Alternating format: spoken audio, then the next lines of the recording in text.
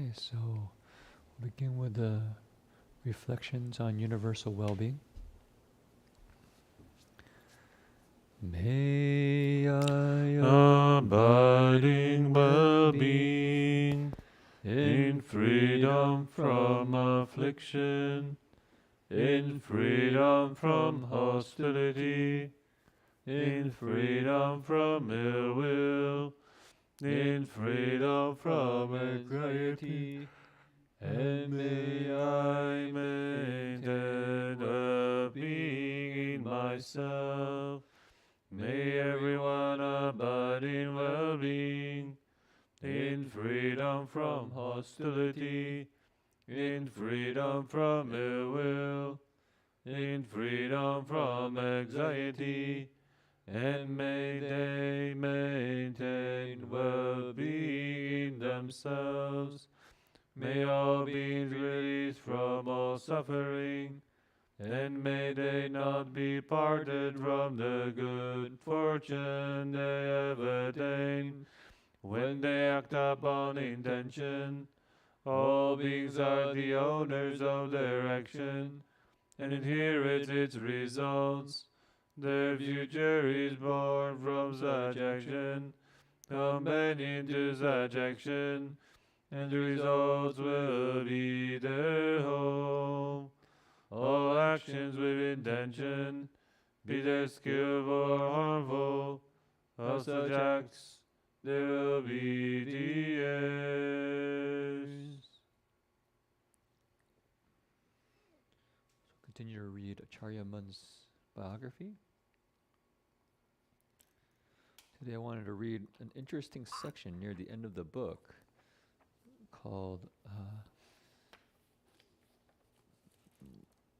find it, Unusual Questions, Enlightening Answers.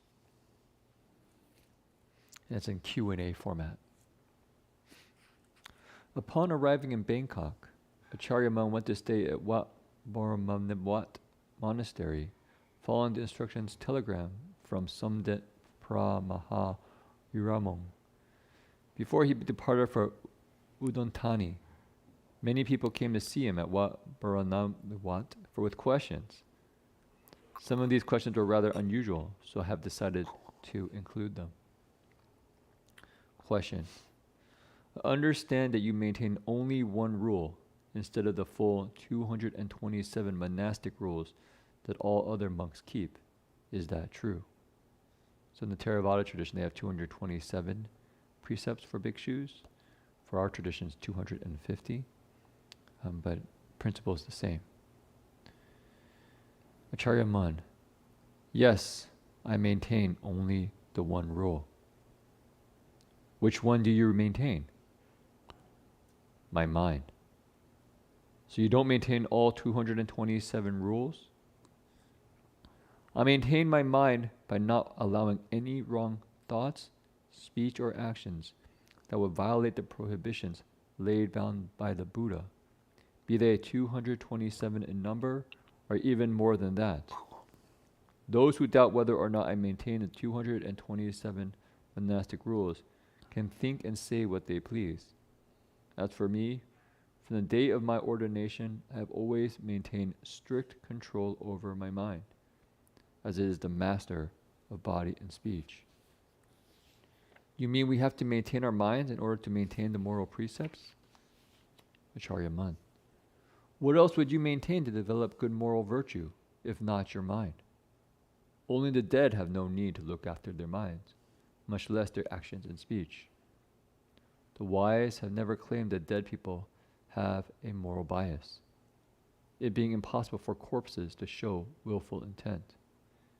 If corpses did have morality, then it would be a dead and useless one. But I am not a corpse, so I cannot maintain a dead man's morality. I must do what befits one fully endowed with both good and evil tendencies. I must maintain my mind in moral virtue. So question.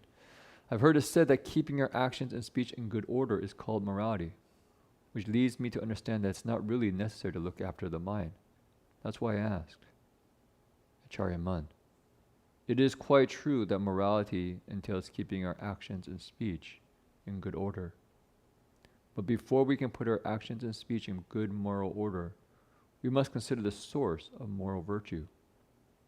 It originates with the master of body and speech, the mind, which makes them behave properly. Once we have established that the mind is the determining factor, we must ascertain how it relates to action and speech, so they stay in good moral order that is the source of comfort to us and others alike. It's not only moral virtue that the mind must deal with. The mind supervises the performance of every activity we engage in, making sure that it's done in a proper, orderly fashion to produce excellent results each time. Treating an illness requires diagnosing its cause and devising an effective cure before it develops into a chronic condition. Taking care of morality requires the mind to be in effective control. Otherwise, the result will be a tarnished morality that's patchy and full of holes. Such splintered, inconsistent virtue is truly pitiful. It moves people to live an aimless existence and inevitably causes an adverse effect on the entire religion. Besides that, it's not a source of comfort to the person practicing it, nor is it admired by peers. I have never done much studying. After I ordained, my teacher took me as a wandering monk into the mountains and forests. I learned Dhamma from the trees and grasses, the rivers and the streams, the cliffs and the caves. I learned it from the sounds of birds and wild animals, from the natural environment around me. I didn't study the scriptures long enough to become well versed in the teaching on moral virtue. And my answers to your questions tend to reflect that primitive education. I feel rather inadequate for my inability to provide answers that would be suitably eloquent for your edification. Question: what is the nature of morality and what constitutes general moral virtue? Being mindfully aware of our thoughts, knowing which things are appropriate to think about and which are not. Taking care how we express ourselves by way of body, speech, and mind. Controlling these three factors so that they remain within the confines of what is morally acceptable. By properly adhering to these conditions, we can be confident that the moral nature of our behavior is exemplary, and we are never unruly or offensive. Apart from such exemplary conduct in body, speech, and mind, it is difficult to say what genuine moral virtue is, since it's impossible to separate its practice from the person who maintains it. They are not distinct entities like a house and its owner. The house on one hand, the owner on another. Trying to distinguish between moral virtue and the person who maintains it is very problematic, so I don't want to do it. Even the peace of mind resulting from practice of moral virtue cannot actually be separated from that moral virtue. If morality could be isolated in this manner, it would probably have been on sale in the stores long ago. In such a case, people's moral virtue would probably become a lucrative target for thieves to steal and sell off to the highest bidder, leaving many people totally deprived. Like all other possessions, moral virtue would then become a source of anxiety. It would cause Buddhists to become wary of striving for it and insecure about holding on to their acquisition. Consequently, the inability to know what precisely constitutes genuine moral virtue is a way to avoid the dangers arising from moral issues, thus allowing virtuous individuals a clever way to gain peace of mind. Being very wary of the inherent dangers, I have never thought of separating myself from moral virtue that I practice. Those unwilling to make this separation remain content wherever they go, whatever they do, for they never have to worry about losing their moral virtue. Those who see it as something separate from themselves might worry so much that they end up coming back as ghosts after death to anxiously watch over their store of accumulated virtue. It would be like dying people who fret about their wealth and therefore get stuck in a frame of mind where they return as ghosts to keep anxious watch over their accumulated riches. Okay. So this is Ajahn Mun on virtue. So I think there's a couple of things here really worth reflecting on that I found very helpful for myself. So number one was this principle of guarding the mind, really watching our thoughts. And I think we would include our emotions and sensations in there as well. But really watching them carefully and seeing which ones lead to the well-being of myself and those around me.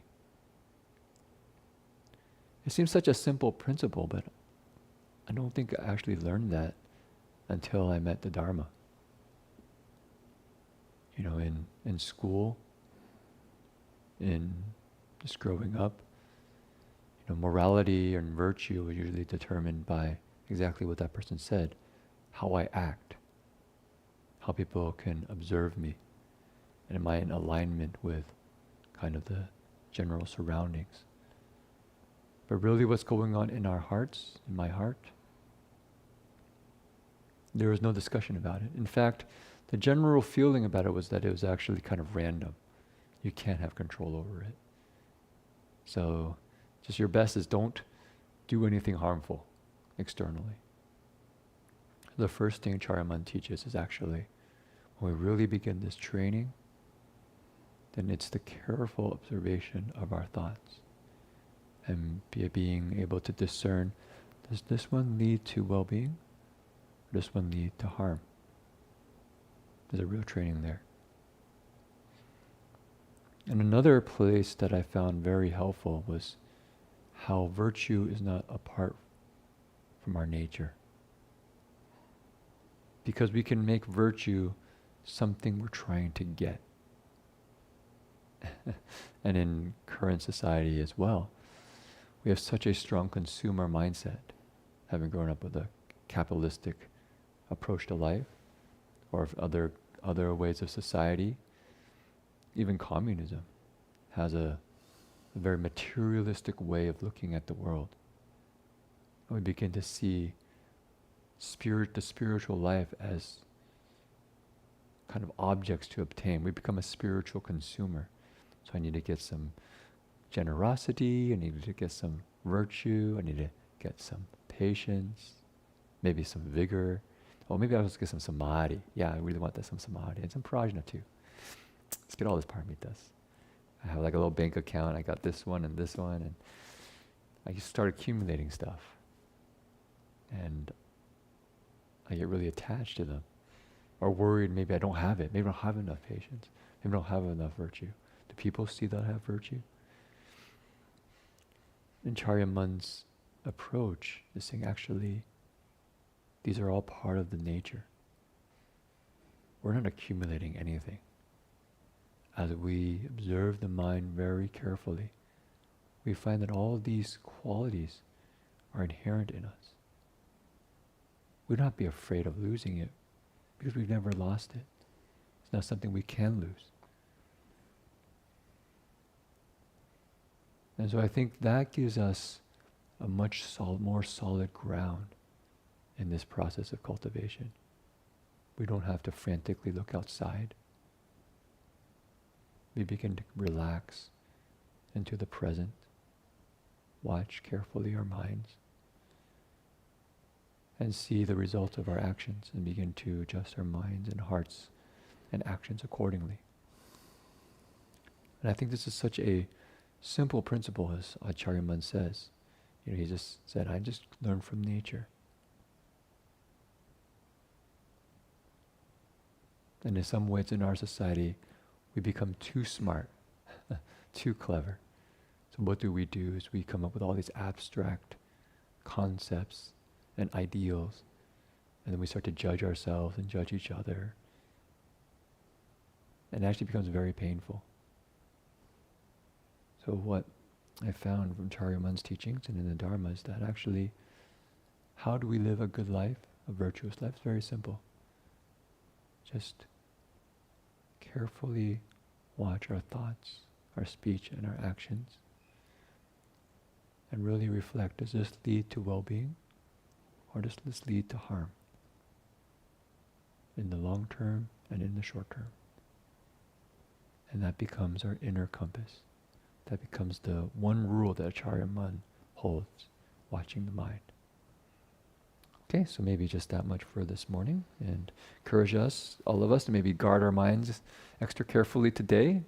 Don't let those angry thoughts, depressive thoughts, worrying thoughts take us over. I know they're they are good friends. So, yep, let's do some 3 steps, 1 bow.